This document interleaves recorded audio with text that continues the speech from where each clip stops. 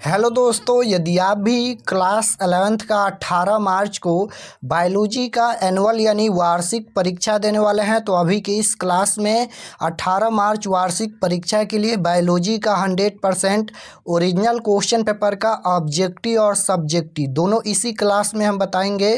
तो आप लोग क्लास को पूरा वॉच कीजिएगा। सबसे पहले हम लोग ऑब्जेक्टिव क्वेश्चन देखेंगे और इसी क्लास में हम लोग सब्जेक्टिव क्वेश्चन आंसर भी देखेंगे और लास्ट में ये भी बताएंगे कि आप लोग ऑब्जेक्टिव सब्जेक्टिव कैसे डाउनलोड कर सकते हैं। तो आप लोग क्लास को पूरा वॉच कीजिएगा। यहाँ पर देख सकते हो क्लास 11th एनुअल एग्जामिनेशन 2025 वार्षिक परीक्षा 2025 ये बायोलॉजी का क्वेश्चन पेपर है और ये 100% ओरिजिनल क्वेश्चन पेपर है। विषय कोड 119 रहेगा और बायोलॉजी का एग्जाम पूरे 70 नंबर का होगा। समय 3 घंटा 15 मिनट का मिलेगा। सबसे पहले खंड अ मिलेगा। खंड अ में आपसे ऑब्जेक्टिव टाइप क्वेश्चन पूछा जाएगा 1 से लेकर 70 तक, जिनमें से किन्हीं 35 प्रश्नों के उत्तर देना है। पहला नंबर क्वेश्चन यहाँ पर पूछा गया है कि निम्न में कौन चयापचय को संदर्भित करता है। तो राइट आंसर फर्स्ट क्वेश्चन का नोट कीजिएगा, ये हो जाएगा ऊर्जा का विमोचन। ऑप्शन नंबर ए बिल्कुल राइट आंसर हो जाएगा फर्स्ट क्वेश्चन का। क्वेश्चन नंबर 2 की ओर चलते हैं। यहाँ पर ये 2 नंबर क्वेश्चन है, निम्नलिखित में कौन सी प्रजाति विभिन्न भौगोलिक स्थानों में पाई जाती हैं। निम्नलिखित में कौन सी प्रजाति विभिन्न भौगोलिक स्थानों में पाई जाती हैं। तो बिल्कुल राइट आंसर इसका हो जाएगा एलोपैट्रिक। ऑप्शन नंबर बी बिल्कुल राइट आंसर हो जाएगा क्वेश्चन नंबर 2 का। क्वेश्चन नंबर 3 पूछा गया है यहाँ पर कि निम्नलिखित में कौन सी जीवित जीवों की परिभाषित विशेषता है। निम्नलिखित में कौन सी जीवित जीवों की परिभाषित विशेषता है। तो बिल्कुल राइट आंसर इसका हो जाएगा बाहरी उत्सर्ज नावों की प्रवृत्ति। ऑप्शन नंबर डी बिल्कुल राइट आंसर हो जाएगा क्वेश्चन नंबर 3 का। क्वेश्चन नंबर 4 पूछा गया है यहाँ पर कि निम्न में कौन स्पाइरोगाइरा की कोशिका भित्ति में होता है। तो राइट आंसर हो जाएगा क्वेश्चन नंबर 4 का। ऑप्शन नंबर डी हो जाएगा suberin. Option number D correct answer. Question number 5 यहाँ पर पूछा गया है कि निम्नलिखित में किसे कोशिका का ऊर्जा घर कहते हैं। निम्नलिखित में किसे कोशिका का ऊर्जा घर कहते हैं। तो बिल्कुल राइट आंसर हो जाएगा माइटोकॉन्ड्रिया को। ऑप्शन नंबर ए बिल्कुल राइट आंसर होगा। क्वेश्चन नंबर 6 पूछा गया है कि निषेचन के उपरांत फूल का कौन हिस्सा बीज बनाते हैं। निषेचन के उपरांत फूल का कौन सा हिस्सा बीज बनाते हैं। तो बिल्कुल राइट आंसर इसका हो जाएगा बीजांड। ऑप्शन नंबर बी बिल्कुल करेक्ट आंसर होगा क्वेश्चन नंबर 6 का। क्वेश्चन नंबर 7 की ओर चलते हैं। 7 नंबर क्वेश्चन है, निम्न में कौन डीएनए में नहीं पाया जाता है। निम्न में कौन डीएनए में नहीं पाया जाता है। तो डीएनए में कौन नहीं पाया जाता है। तो ये हो जाएगा यूरासिल। ऑप्शन नंबर सी बिल्कुल राइट आंसर हो जाएगा क्वेश्चन नंबर 7 का। क्वेश्चन नंबर 8 पूछा गया है कि निम्नलिखित में किसे आत्मघाती थैला कहते हैं। निम्नलिखित में किसे आत्मघाती थैला कहते हैं। तो राइट आंसर हो जाएगा इसका लाइसोजोम। ऑप्शन नंबर ए बिल्कुल करेक्ट आंसर होगा। क्वेश्चन नंबर 9 पूछा गया है कि किस ग्रंथि का स्राव शुक्राणुओं को पोषित करता है। किस ग्रंथि का स्राव शुक्राणुओं को पोषित करता है। तो बिल्कुल राइट आंसर हो जाएगा प्रोटेस्ट ग्रंथि। Option number A correct answer होगा। क्वेश्चन नंबर 10 पूछा गया है यहाँ पर कि पादपों में लैंगिक जनन की खोज किसने की। पादपों में लैंगिक जनन की खोज किसने की। तो राइट आंसर हो जाएगा इसका कैमरेरियस। ऑप्शन नंबर सी बिल्कुल करेक्ट आंसर होगा क्वेश्चन नंबर 10 का। क्वेश्चन नंबर 11 पूछा गया है यहाँ पर कि रणथंभौर राष्ट्रीय उद्यान कहाँ अवस्थित है। तो राइट आंसर हो जाएगा इसका ऑप्शन नंबर बी, ये राजस्थान में स्थित है। क्वेश्चन नंबर 12 पूछा गया है यहाँ पर मनुष्य में कपाल तंत्रिकाओं की संख्या कितनी है। बताना है यहाँ पर 12 नंबर क्वेश्चन में कि मनुष्य में कपाल तंत्रिकाओं की संख्या पूछा गया है। तो बिल्कुल राइट आंसर इसका हो जाएगा 12 जोड़ी। Option number A correct answer होगा। क्वेश्चन नंबर 13 पूछा गया है रंध्र मुख्यतः पाए जाते हैं। रंध्र मुख्यतः पाए जाते हैं। तो बिल्कुल राइट आंसर हो जाएगा जड़ों पर। ऑप्शन नंबर ए बिल्कुल करेक्ट आंसर होगा। क्वेश्चन नंबर 14 पूछा गया है पराग कोश में क्या पाए जाते हैं। तो पराग कोश में परागकण पाए जाते हैं। ऑप्शन नंबर डी बिल्कुल राइट आंसर हो जाएगा। क्वेश्चन नंबर 15 पूछा गया है निम्नलिखित में कौन पराकण की भीति कहलाती हैं? निम्नलिखित में कौन पराकण की भीति कहलाती हैं? तो बिल्कुल राइट आंसर हो जाएगा पराकोष।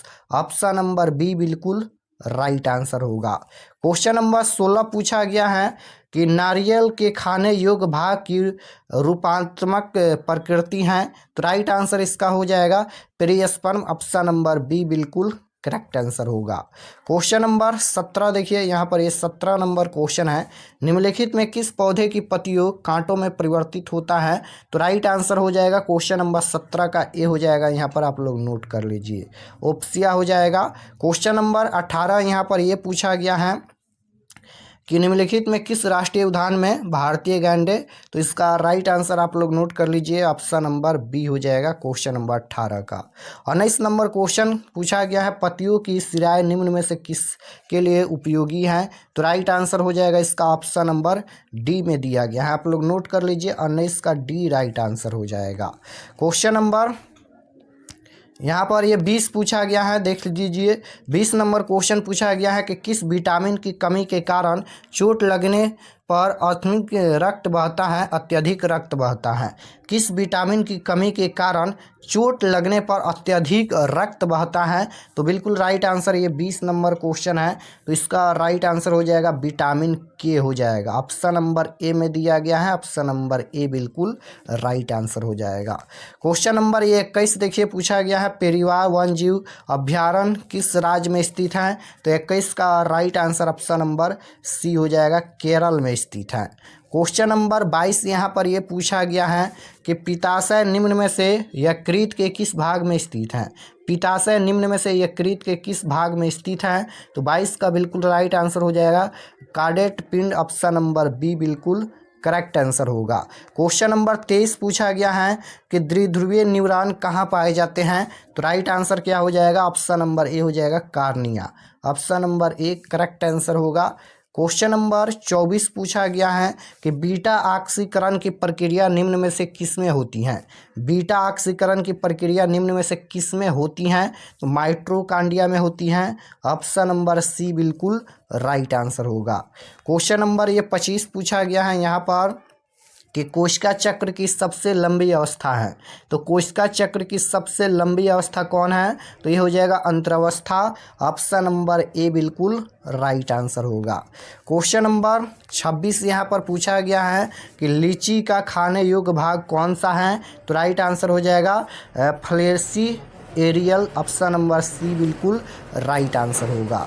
क्वेश्चन नंबर यहाँ पर ये 27 पूछा गया है निम्नलिखित में कौन सा जंतु उभयलिंग है?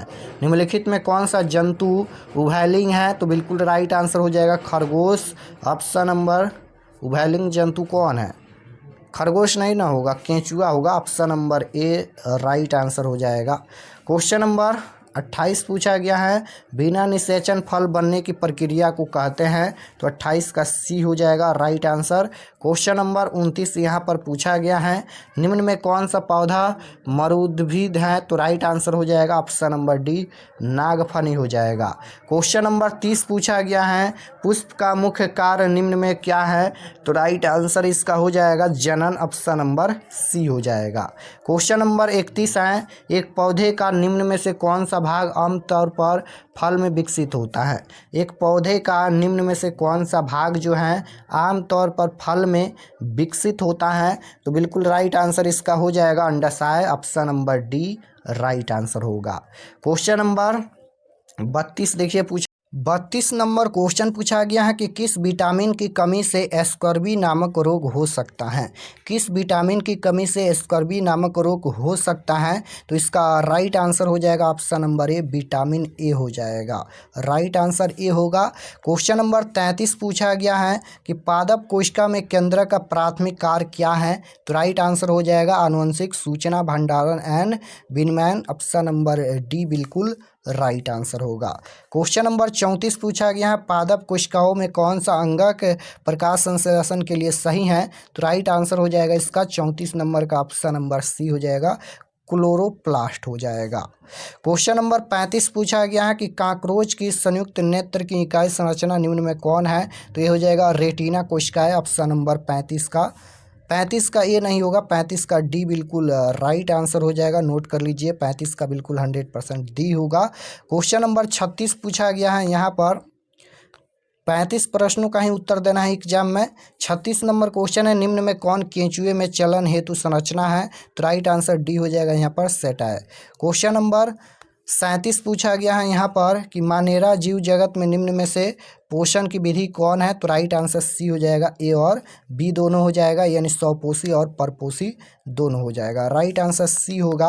क्वेश्चन नंबर 38 पूछा गया है कि मेलाटोनिन हार्मोन स्रावित होता है? तो राइट आंसर ए हो जाएगा यहाँ पर, क्वेश्चन नंबर 38 का। क्वेश्चन नंबर 39 पूछा गया है, निम्नलिखित में कौन पौधा एक लिंगी स्रावी है? तो राइट आंसर 39 नंबर का ऑप्शन नंबर डी हो जाएगा, पपीता हो जाएगा। क्वेश्चन नंबर 40 पूछा गया है यहाँ पर कि पारिस्थितिक तंत्र में ऊर्जा का प्रवाह होता है? तो ये हो जाएगा एक दिशीय, ऑप्शन नंबर ए बिल्कुल राइट आंसर हो जाएगा। तो 70 क्वेश्चन में से 35 प्रश्नों का ही उत्तर देना है एग्जाम में। हम 40 प्रश्न बता दिए, आप लोग 35 बना लीजिएगा। अब चलिए हम सब्जेक्टिव क्वेश्चन भी बता देते हैं। तो खंड अ के बाद खंड ब मिलेगा। खंड ब में आपसे सबसे पहले लघु उत्तरीय प्रश्न पूछा जाएगा। प्रश्न संख्या 1 से 20 तक लघु उत्तरीय प्रश्न, किन्हीं 10 प्रश्नों के उत्तर देना है, प्रत्येक के लिए 2 अंक निर्धारित हैं।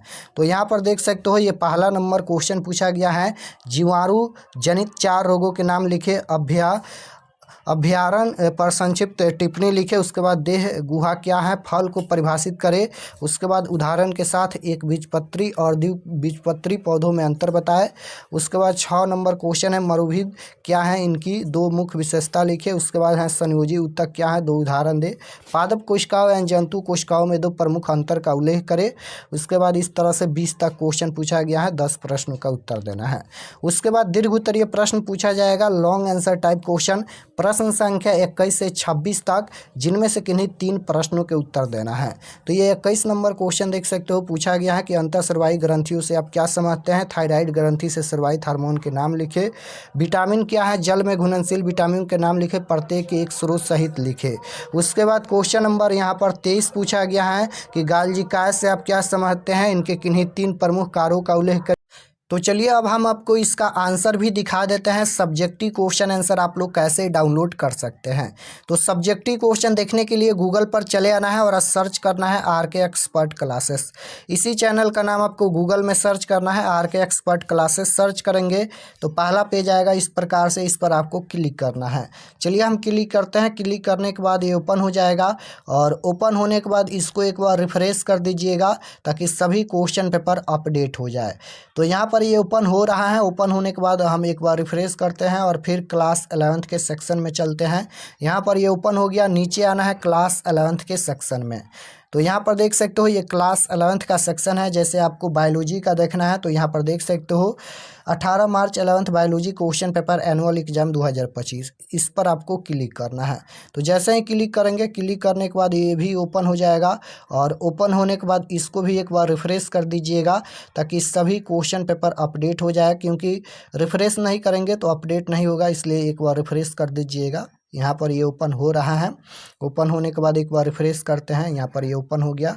इस तरह से एक बार रिफ्रेश कर दीजिएगा और रिफ्रेश करने के बाद नीचे आइएगा तो ये सभी परीक्षा के लिए हैं। और नीचे आएंगे तो यहाँ पर ऑब्जेक्टिव मिलान कर लीजिएगा। ऑब्जेक्टिव का भी यहाँ पर आंसर जो है वो अपडेट कर दिया गया है, देख सकते हो ये ऑब्जेक्टिव है। ऑब्जेक्टिव क्वेश्चन आंसर अपडेट कर दिया गया है। तो ऑब्जेक्टिव के बाद नीचे आएंगे तो यहाँ पर ये सभी सब्जेक्टिव क्वेश्चन है, आप लोग सब्जेक्टिव क्वेश्चन भी मिला लीजिएगा। ये ओरिजिनल क्वेश्चन पेपर है, पहला नंबर क्वेश्चन मिला लीजिएगा और इसका सब्जेक्टिव का आंसर यहाँ पर देख सकते हो लिखा गया है, जो अभी हम बताए हैं। क्वेश्चन नंबर 1 का उत्तर यहाँ तक लिखा गया है, क्वेश्चन नंबर 2 का आंसर लिखा गया है, क्वेश्चन नंबर 3 का उत्तर लिखा गया है, क्वेश्चन नंबर 4 का, यानी सभी प्रश्न का उत्तर यहाँ पर आपके सामने लिखा गया है, देख सकते हो यहाँ तक। तो 10 प्रश्नों का उत्तर देना है, यहाँ पर हम बता दिए। उसके बाद लॉन्ग आंसर टाइप क्वेश्चन में 3 का आंसर देना है। तो ये क्वेश्चन नंबर 22 का आंसर लिखा गया है, विटामिन कार्बनिक यौगिक होते हैं जो शरीर के लिए आवश्यक होते हैं और इन्हें पर्याप्त मात्रा में आहार से प्राप्त किया जाता है। जल में घुलनशील विटामिन बी और सी हैं जो पानी में आसानी से घुल जाते हैं और शरीर में जमा नहीं होते हैं, इसलिए उन्हें नियमित रूप से प्राप्त करना जरूरी है। तो यहाँ तक। उसके बाद इसके बारे में भी और लिखना है। उसके बाद ये क्वेश्चन नंबर 24 का उत्तर लिखा गया है, देख सकते हो। उसके बाद 25 का उत्तर लिखा गया है। तो 3 ही प्रश्न का आंसर देना है दीर्घ उत्तरीय प्रश्न में, तो 3 का आंसर हम बता दिए। और लघु उत्तरीय प्रश्न में 10 प्रश्न का उत्तर देना है, हम 10 प्रश्न बता दिए। और इसको डाउनलोड भी कर सकते हैं। तो यहाँ से आकर देख सकते हो आपके सामने सब्जेक्टिव ऑब्जेक्टिव सभी अपडेट कर दिया गया है। तो यहाँ से आकर आप लोग डाउनलोड कर लीजिए।